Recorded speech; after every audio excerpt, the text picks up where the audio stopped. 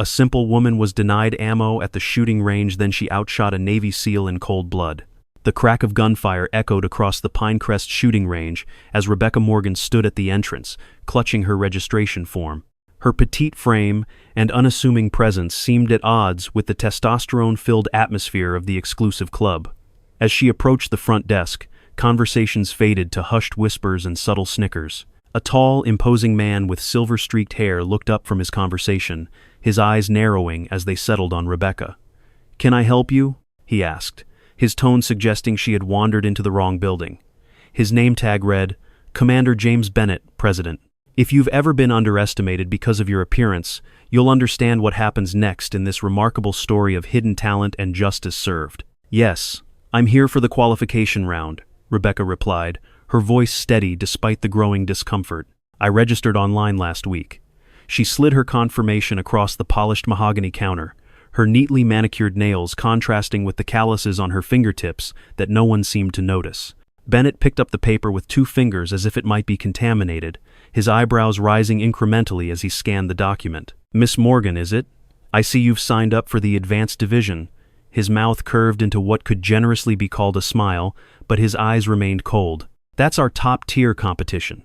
Perhaps there's been a misunderstanding. We have a beginner's course that might be more appropriate for someone like yourself." The emphasis on "someone like yourself" hung in the air, heavy with implication. Around them, several men in expensive shooting gear exchanged knowing looks and poorly concealed smirks. Rebecca's expression remained neutral, though something flickered behind her hazel eyes. "There's no misunderstanding. I've met all the qualification requirements as listed on your website." Her voice was soft but firm, her posture relaxed yet somehow unyielding. Bennett's smile tightened as he glanced at his companions, who had formed a loose semicircle around them. Among them was his son Gregory, a younger version of himself, with the same arrogant stance but less restraint in hiding his disdain. "Look, ma'am," Bennett said, leaning forward confidentially as if sharing a piece of friendly advice. "This isn't like shooting at cans in a backyard. Our advanced division includes former military specialists, Olympic-level competitors. I'm sure you understand that we need to maintain certain standards." He slid the registration form back across the counter. "Why don't you step aside and let the serious shooters through? We're very busy today with the regional qualifiers." The silence that followed was punctuated only by the distant sound of gunfire from the ranges outside. Rebecca didn't move, didn't flinch at the dismissal. Instead, her gaze drifted past Bennett to the electronic scoreboard displaying the morning's results. Her eyes narrowed slightly as she scanned the numbers, and the corner of her mouth twitched in what might have been amusement. "Your website states that anyone who meets the entry requirements is eligible to compete," she said simply. "I've paid the registration fee, submitted my background check, and fulfilled all prerequisites. I'd like to proceed with my scheduled qualification round." There was no challenge in her tone, just calm certainty that made Bennett's jaw tighten visibly. As the tension grew, an older man seated in the corner of the room glanced up from his coffee. Unlike the others, his weathered face showed no amusement at the scene unfolding before him. His attention caught on something gleaming at Rebecca's collar, a military dog tag that had slipped from beneath her buttoned shirt. His eyes widened slightly in recognition, though he remained silent, watching with newfound interest. "Fine," Bennett finally conceded with a dismissive wave. "Lane 15 is open. Don't expect any special treatment when you can't hit the broadside of a barn." Laughter rippled through the group of men as Rebecca gathered her paperwork and walked toward the equipment area. As she turned away, the silver chain around her neck caught the light, briefly visible to the older man in the corner, whose gaze followed her with quiet contemplation. 10 years earlier, under the merciless summer sun of a military training facility, a younger Rebecca Morgan lay prone on scorching desert ground, her breath steady despite the heat shimmering around her. Through the scope of her rifle, she tracked a target barely visible to the naked eye nearly 900 yards away. "Breathe, adjust, squeeze," came the quiet instruction from Captain William Daniels, her tactical shooting instructor. The crack of her shot split the air, followed seconds later by the metallic ping of a perfect hit. Not just a heat-a-dead center strike that made even the most seasoned instructors raise their eyebrows. "That's her 5th consecutive bullseye at extreme range," William noted to his colleague, the surprise evident in his voice despite his professional demeanor. "I've never seen natural talent like this. especially not from someone who couldn't even hold the rifle properly 6 weeks ago. Rebecca remained focused, recalibrating for her next shot, seemingly oblivious to the murmurs of astonishment behind her. Her journey to this moment had been anything but smooth. As one of only 3 women in the specialized tactical program, she had endured the quiet skepticism, the not-so-subtle suggestions that she couldn't cut it, the constant need to prove herself over and over, while her male counterparts received immediate respect. The military had never been Rebecca's planned career path. With a degree in mechanical engineering and a natural aptitude for precision systems, she had initially joined to develop targeting mechanisms, but an aptitude test revealed her extraordinary potential as a marksman, and despite her initial reluctance, she found herself redirected to the elite sniper program. The transition wasn't easy. Her slender frame struggled with the physical demands, and the psychological pressure was immense. But what her body lacked in brute strength, her mind compensated for with calculation, patience, and an almost supernatural ability to account for every variable from wind speed to barrel temperature. Morgan, Captain Daniels had said after her 3rd week of training, when she'd outshot instructors with decades of experience, "You have a gift. Don't let anyone tell you otherwise." It was the first time anyone in the program had acknowledged her talent without qualification, without the unspoken "for a woman" hanging at the end of the sentence. By the end of her training, Rebecca had broken 3 long-standing records and developed modifications to standard-issue rifles that were subsequently adopted by her entire unit. Her innovations and targeting systems eventually earned her commendations that remained classified to all but a select few. Now, a decade later, William Daniels sat in the corner of the Pinecrest Shooting Club, watching his former star pupil being dismissed by men who couldn't dream of matching her skill. He'd recognized her immediately, despite the civilian clothes and the quiet demeanor that betrayed nothing of her military background. He wondered why she'd chosen to keep her extraordinary abilities hidden, why she now worked as an accountant instead of leveraging her skills professionally, but he respected her enough to let her play this out her way. If Rebecca Morgan wanted to remain anonymous, he wouldn't be the one to expose her. In the equipment room, Rebecca methodically inspected the club-provided rifle, her fingers moving with practiced precision over each component. The weapon was high quality, but not exceptional, certainly not customized to her preferences as her military firearms had been. Still, she made minute adjustments with the quiet confidence of someone intimately familiar with the mechanics. As she worked, she caught sight of her reflection in the polished gun cabinet glass, her face serious, focused, so different from the hesitant recruit she had once been. Sometimes she barely recognized herself from before the military, before she discovered what she was capable of. After her honorable discharge, Rebecca had made a conscious choice to step back from the world of competitive shooting, the constant scrutiny, the pressure, the politics. She'd had enough of fighting to prove herself. She'd built a quiet life as an accountant, finding satisfaction in the precision of numbers rather than bullets. But something had drawn her back today. Perhaps it was seeing the Pinecrest advertisement boasting about their next-generation targeting systems technology she recognized as derivative of her own designs. Or perhaps it was simply time to stop hiding a fundamental part of who she was. As she finished her preparations, Bennett appeared at the doorway, leaning against the frame with casual arrogance. "Hey kid," he called out, making her look up. "If you want to stick around and watch how real shooters perform, I could find something for you to do around here. Filing, maybe coffee runs." His smile didn't reach his eyes, which gleamed with the satisfaction of someone who believed they were firmly at the top of their hierarchy. Rebecca didn't respond immediately. She simply turned back to the rifle, completed her final adjustments, and then faced him. "Thank you for the offer, Mr. Bennett," she said with a politeness that masked the steel beneath. "But I believe I'll just take my scheduled turn at the range instead." The look of mild surprise that crossed his face was small but satisfying. Clearly, he'd expected her to be intimidated enough to withdraw. Instead, she picked up the rifle with practiced ease and walked past him toward lane 15, leaving him momentarily speechless in her wake. The qualifying round at Pinecrest was structured as a 3-tier challenge designed to progressively test a shooter's abilities under increasingly difficult conditions. Most newcomers failed at the 2nd tier. Even experienced marksmen often struggled with the 3rd. Rebecca stood at her assigned lane, aware of the eyes watching her with a mixture of curiosity and anticipation of failure. She could almost feel their collective wish for her to embarrass herself, to reinforce their belief that someone like her didn't belong in their exclusive world. Bennett stood prominently among the spectators, his arms crossed over his chest.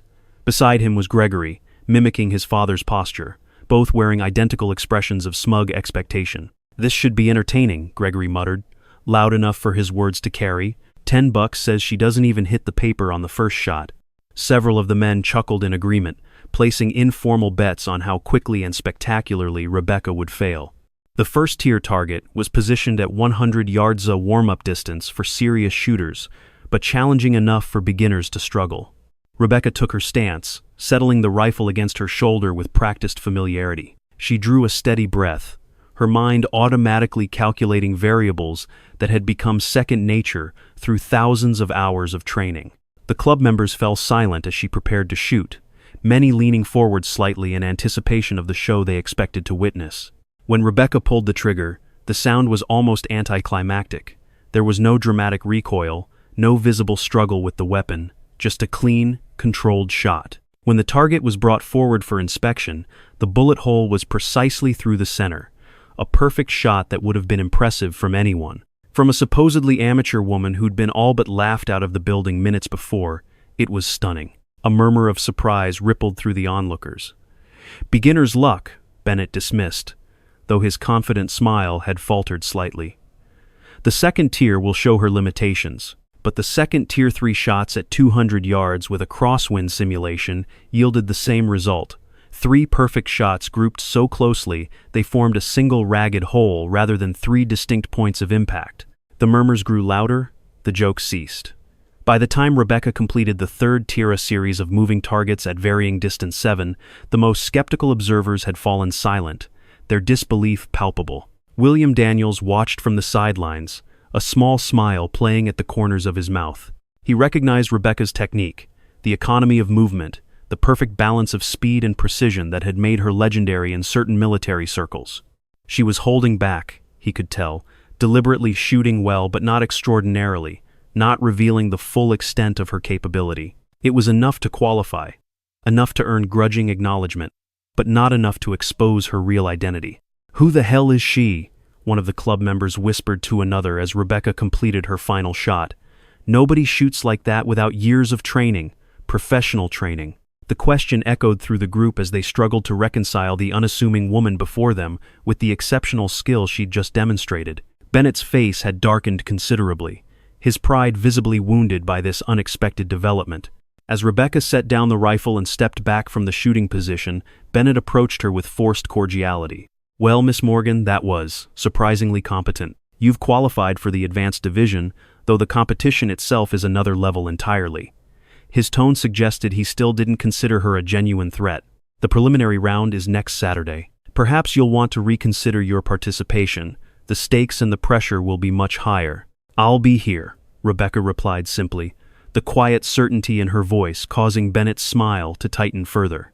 As she turned to leave, she found her path blocked by Gregory Bennett and 2 other club members, their expressions no longer amused but wary, even hostile. "We check backgrounds thoroughly for the advanced division," Gregory said, his voice low and challenging. "Strange that someone with your apparent skill level doesn't show up in any of the usual competitive circuits. Makes one wonder where exactly you learned to shoot like that." The implication was clear they would be investigating her, looking for any reason to disqualify her before she could further disrupt their comfortable hierarchy. Before Rebecca could respond, a gravelly voice cut through the tension. "I know exactly who she is." William Daniels had risen from his seat and was approaching the group, his weathered face serious but his eyes bright with something that might have been pride. All heads turned toward the older man, a respected figure at the club despite his preference for observing rather than participating in recent years. His gaze didn't leave the eagle insignia visible on Rebecca's dog tags, "and I'm willing to stake my 40 years of reputation on her right to compete here." The week before the preliminary round hummed with tension at Pinecrest. Rebecca's qualification had upended the established hierarchy, with Williams' endorsement simultaneously protecting her position and intensifying scrutiny. Behind closed doors, Bennett orchestrated a meticulous investigation into her background, frustrated by the classified nature of her military records. "Several of her files are restricted unusual for a regular soldier," he told Gregory as they inspected the range. As a former Olympic alternate perpetually overshadowed by naturally gifted competitors, Bennett had built Pinecrest as his personal kingdom, where his authority went unchallenged until now. Meanwhile, Rebecca and William reconnected at a quiet diner miles from the club. It was impulsive, she admitted when he asked why she'd entered the competition without warning him. Seeing my own design elements in their advertisement for the new tracking system just triggered something. After 10 years building a life where my gender doesn't make people question my competence, seeing my innovations showcased in a place that would dismiss me outright, I couldn't ignore it. Her fingers traced the rim of her coffee cup as she added softly, "Maybe it's time to reclaim the part of myself I've hidden for too long." William understood the deeper meaning in her words. He'd witnessed her battles in the military, not just in combat zones, but against systemic biases and entrenched prejudices. "Bennett won't make this easy," he warned. "Having a woman, especially one without the right background, show him up would be intolerable to his ego." Saturday arrived with the preliminary round set to narrow 20 competitors to 8 finalists. The course was challenging shooting at distances from 300 to 600 yards, with variable wind conditions. Rebecca's modest equipment stood in stark contrast to the expensive custom gear around her. As she checked in, the intercom crackled. "Rebecca Morgan, please report to the judges' table immediately. There appears to be an issue with your registration." Bennett and 2 officials waited with barely concealed satisfaction. "Miss Morgan," Bennett began formally, "it has come to our attention that there may be irregularities with your qualification." He presented a folder containing redacted military records that questioned her disclosed experience level. "Competitors must disclose all relevant experience," another judge explained. "These documents suggest specialized training that should have been declared." Rebecca examined the documents with outward calm despite her racing heart. "I followed the guidelines exactly. The form asked for competition experience and formal training courses. I have none in civilian competition, and my military classifications remain under security restrictions I'm legally bound to respect." She met Bennett's gaze directly. There was no deception. William appeared at her side, his presence lending silent support. "As a founding member familiar with our bylaws, I can confirm that classified military service doesn't fall under the disclosure requirements as written." His reputation carried weight. The other judges shifted uncomfortably. Unwilling to concede, Bennett pressed another accusation. "There's also the matter of equipment modifications. Our inspection team noted unauthorized alterations to the club rifle during your qualification.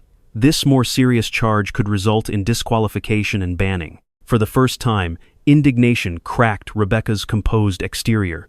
"That's simply untrue.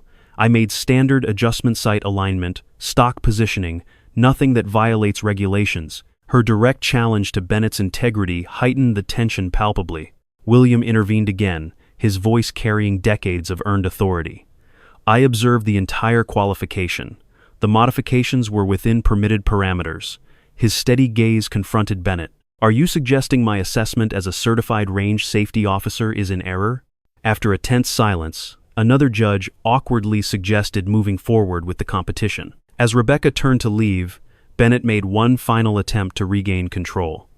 "If you're as good as you claim, you should have no objection to a special exhibition match on our new testing range with the digital monitoring system I just invested in the most advanced precision tracking equipment available. No more arguments about qualifications, just pure skill for everyone to judge." The room fell silent, recognizing his challenge as both trap and opportunity. The new system would be calibrated to Bennett's specifications on unfamiliar ground with maximum pressure, yet it also offered a chance to end questions once and for all.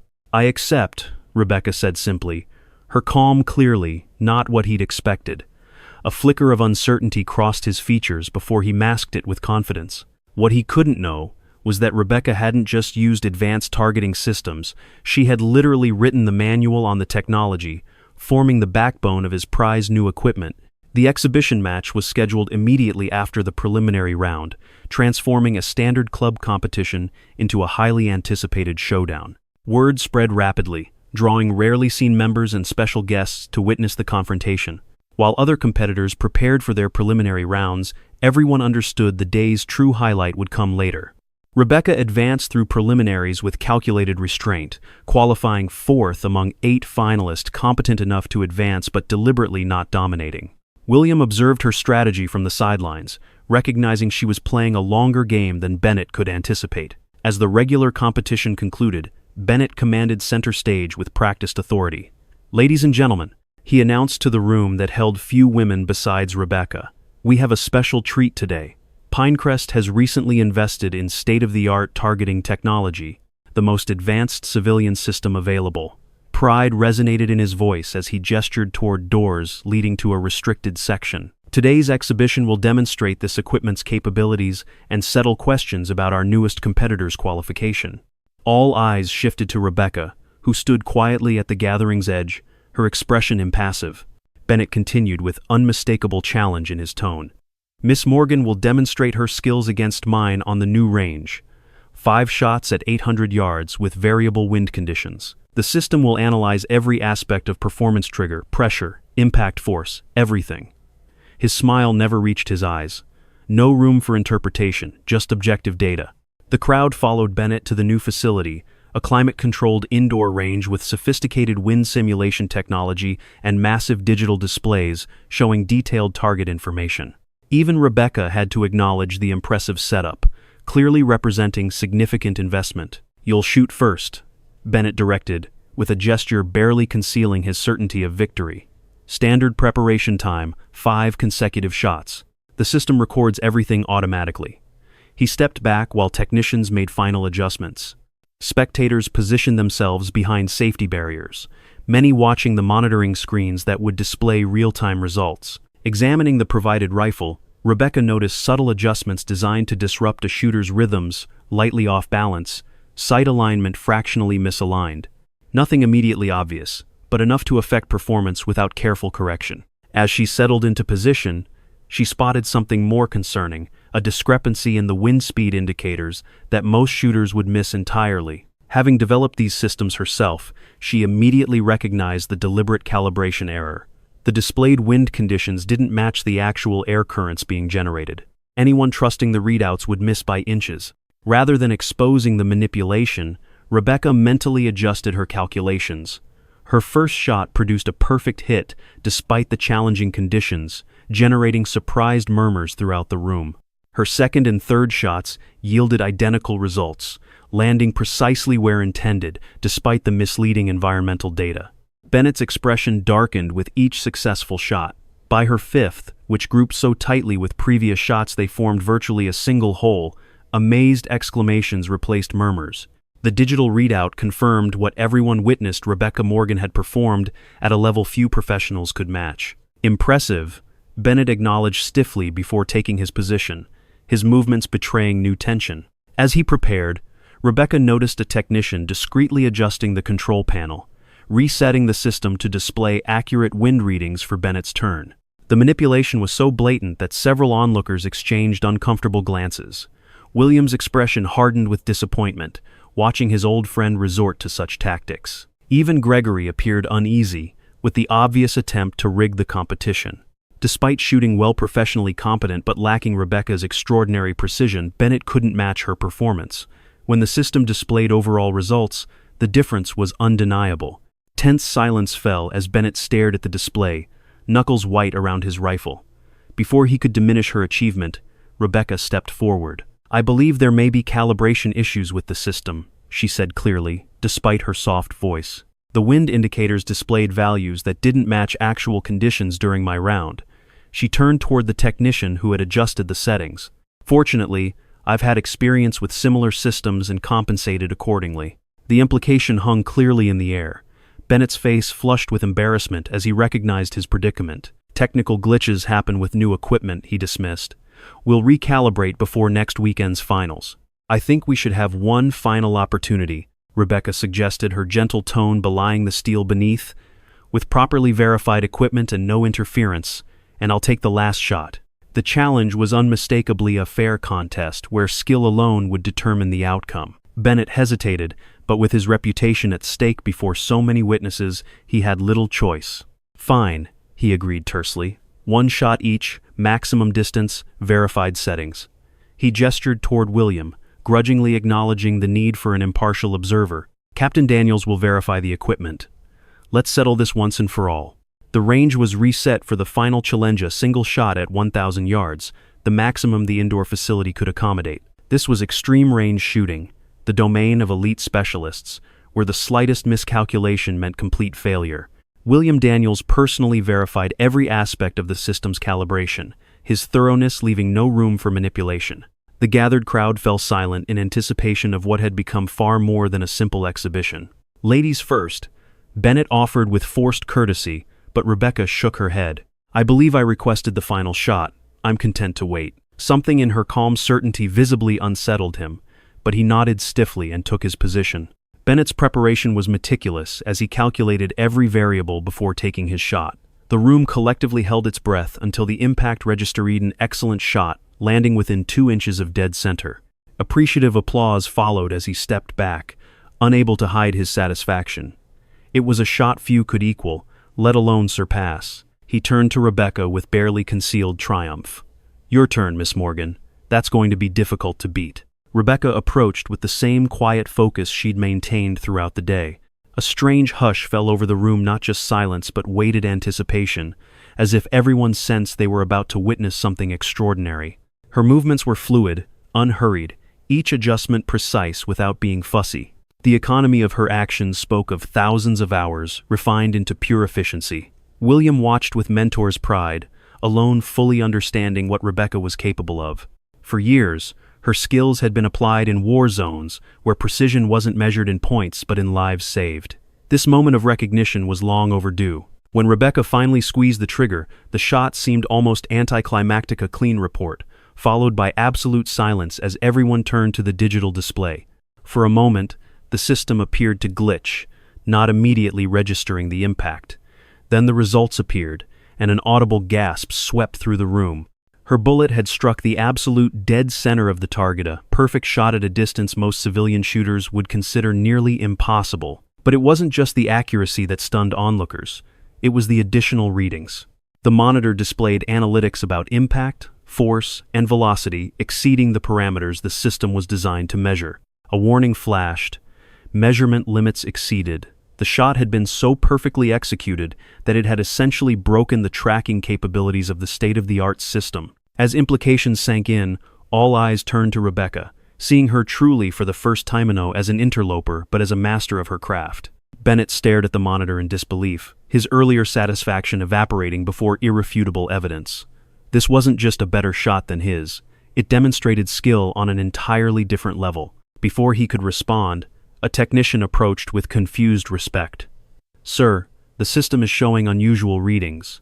According to the database, the shooting pattern and precision metrics match the system's original calibration protocols, the ones provided by the manufacturer's lead designer. A murmur spread as Bennett turned to Rebecca.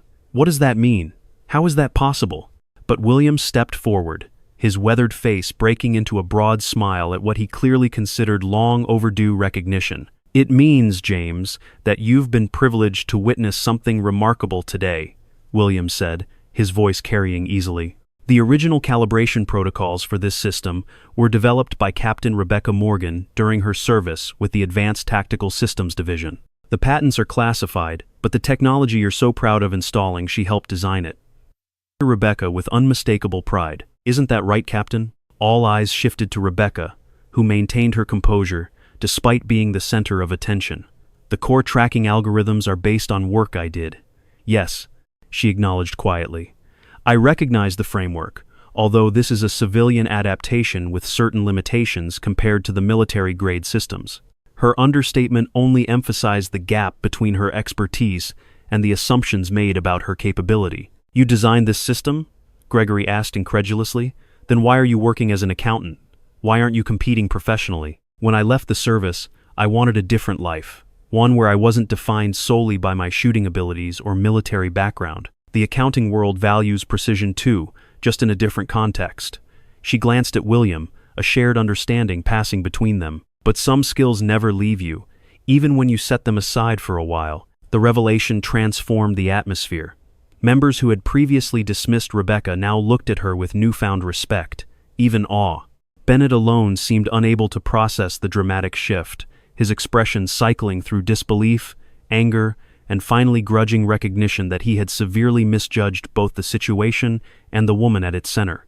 The week following Rebecca's extraordinary demonstration at Pinecrest brought dramatic changes to the club's dynamics. The story had spread rapidly among members, growing with each retelling until it had taken on almost mythical proportions. Newer members regarded Rebecca with undisguised admiration, while even the old guard found themselves reassessing their initial judgments.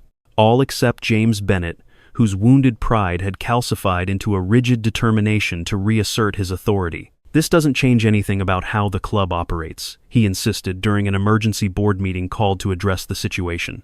The boardroom was tense, divided between those who saw Rebecca's presence as an opportunity and those who viewed it as a threat to tradition. One exhibition match doesn't entitle her to special treatment or consideration beyond what any other member receives. His knuckles were white, where they gripped the edge of the polished table, betraying the control it took to maintain his composed facade. William Daniels, sitting opposite him as the board's most senior member, leaned forward with the patient expression of a man who had seen far too many battles fought over pride rather than principle. "No one is suggesting special treatment, James, but we would be fools not to recognize the asset we have in Captain Morgan. Her expertise with the very systems we've invested hundreds of thousands of dollars in could be invaluable to the club's future." The discussion continued in circles, with Bennet resisting any suggestion that might diminish his position or acknowledge Rebecca's superior expertise. What he couldn't have known was that at that very moment, Rebecca was in the club's technical room at the invitation of several board members, examining the malfunctioning display system that her perfect shot had overwhelmed. The damage wasn't severe, but it had exposed flaws in the installation that could have eventually led to more significant failures. "The calibration is off by about 3 degrees, she explained to the technicians who had initially been skeptical of her involvement, but now watched in fascination as she navigated the system's complex interface with easy familiarity. "And the impact sensors are installed at the wrong depth. They're registering echo readings from the backstop material, which is throwing off your velocity calculations." Her fingers flew over the keyboard, making adjustments that the contracted installation team had claimed were impossible, without returning the entire system to the manufacturer. By the time the board meeting concluded with a reluctant agreement to further explore options regarding Captain Morgan's potential contributions, Rebecca had not only repaired the damaged system, but had enhanced its performance beyond the original specifications. The technicians were openly impressed, one of them admitting sheepishly that they'd been struggling with installation issues for months without finding solutions. "This system is actually capable of much more than what you're using it for," Rebecca told them, her natural reserve giving way to genuine enthusiasm as she discussed the technology she had helped develop. "With a few modifications, you could implement the advanced training protocols that were designed for the military version but omitted from the civilian release for cost reasons." She paused, considering the potential. "I could show you how to implement them if you're interested." When Bennet emerged from the boardroom, his mood already dark from the meeting's outcome, he was met with the sight of his technical staff gathered around Rebecca in rapt attention as she explained complex ballistic calculations that would improve the accuracy of their training programs. His son Gregory stood among them, his earlier disdain replaced by undisguised interest as Rebecca demonstrated a calibration technique none of them had seen before. "What's going on here?" Bennet demanded, his voice sharp with displeasure. "This area is restricted to authorized technical personnel only." The implied accusation that Rebecca was somehow trespassing hung in the air, an increasingly desperate attempt to reassert control over a situation that had long since slipped from his grasp. Before Rebecca could respond, the head technician stepped forward, his usual deference to Bennet, tempered by newfound professional excitement. "Mr. Bennet, Captain Morgan has just saved us at least $20,000 in service calls. The system isn't just fixed, it's running better than when it was installed. She's showing us modifications that the manufacturer charges premium consulting fees to implement." There was no missing the respect in his voice, or the implied criticism of Bennet's attempt to sideline someone with so valuable expertise. Bennet's face flushed, but before he could formulate a response, William appeared at his side, placing a calming hand on his shoulder. "James, I think it's time for a private conversation," he said quietly, steering his old friend away from the gathered group, "about the future of Pinecrest and the opportunities we're facing." Though resistance was evident in every line of Bennet's body, he allowed himself to be led away, perhaps recognizing that a public confrontation would only further undermine his position. In William's office, a space filled with trophies and memorabilia from a distinguished military and competitive shooting career, Bennett finally gave voice to the fear that had driven his behavior from the moment Rebecca had walked into his club. "She's going to change everything," he said, the admission dragged from him reluctantly. "Everything I've built here, everything I've established it, will all be different if someone like her becomes the standard." William regarded him with a mixture of sympathy and exasperation. "Change is coming whether you fight it or not, James. The question is whether you want to be remembered as the man who tried to hold back progress, or the one who had the vision to embrace it." He gestured to the photographs on his wall, images of diverse shooting teams from his military days, men and women of various backgrounds united by shared excellence. The world of competitive shooting is evolving. Pinecrest can evolve with it, or it can become irrelevant. The choice is yours. But I know which legacy I'd prefer to leave. As this conversation unfolded, Rebecca found herself surrounded by club members eager to learn from her expertise. The initial suspicion had given way to genuine appreciation, especially among the younger members who cared more about skill than tradition. She answered questions patiently, demonstrated techniques when asked, and gradually revealed more of the passion for the sport that she had suppressed for so long. "Why did you really come back to shooting after all this time?" one of the younger women asked, voicing the question many had wondered but few had dared to ask directly. The room quieted, attention turning to Rebecca as she considered her response. "I never truly left it behind," she admitted, after a thoughtful pause. "It's been part of who I am for too long, but I needed to find a way to engage with it on my own terms, not just as the female shooter or the military specialist. When I saw the advertisement for the new system here, technology I helped create being presented as the exclusive domain of real shooters, something just clicked. I realized I was tired of hiding my abilities to make others comfortable with their assumptions." Her honesty resonated with many present, particularly those who had faced their own battles against preconceptions and stereotypes. The conversation might have continued in this reflective vein, if not for the sudden reappearance of Bennett and William, their expressions suggesting significant decisions had been made. Bennett stepped forward, and for a moment, the old tension returned to the room. But when he spoke, his voice carried a resignation that gradually gave way to something approaching genuine respect. "Captain Morgan," he began formally, "it has been brought to my attention that Pinecrest would benefit greatly from your expertise. The board has approved the creation of a new position, Technical Director and Advanced Instructor, and we would like to offer it to you." The surprise that rippled through the gathering was nothing compared to Rebecca's own astonishment. Of all the outcomes she had imagined when she walked into Pinecrest that first day, this had never been among them. She glanced at William, who nodded slightly, encouraging her to consider the offer seriously. "This club has a proud tradition," Bennett continued, the words clearly difficult for him but delivered with growing conviction. "But traditions that don't evolve become relics. Pinecrest should represent the best in marksmanship, regardless of who demonstrates that excellence." He extended his hand, a gesture that cost him visibly in pride, but which he completed with unexpected grace. "We would be honored to have you join us in shaping the club's future." Rebecca regarded him thoughtfully, recognizing the significant concession this represented. After a moment's consideration, she accepted his handshake, her grip firm and professional. "I would be interested in discussing the position," she said carefully, neither committing fully nor dismissing the opportunity outright, particularly if it includes implementing a more inclusive training program for members of all backgrounds and experience levels. As conversations erupted around them, Rebecca caught Gregory's eye across the room. The young man, who had been so dismissive of her initially, now regarded her with a complicated mixture of respect, curiosity, and perhaps a touch of healthy intimidation. He approached slowly, waiting until his father had moved away before speaking. "I owe you an apology," he said simply, with a directness that suggested he might have more potential than his earlier behavior had indicated.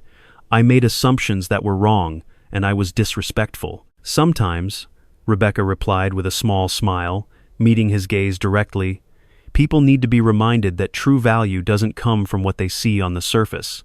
It was a gentle rebuke, but also an invitation to look deeper, to question assumptions, to recognize excellence wherever it appeared. And for the first time since she had walked into Pinecrest Shooting Club, Rebecca felt fully present in both aspects of herself: the precise, disciplined military specialist and the thoughtful, determined woman who had forged her own path against formidable odds. 6 months transformed Pinecrest Shooting Club almost beyond recognition.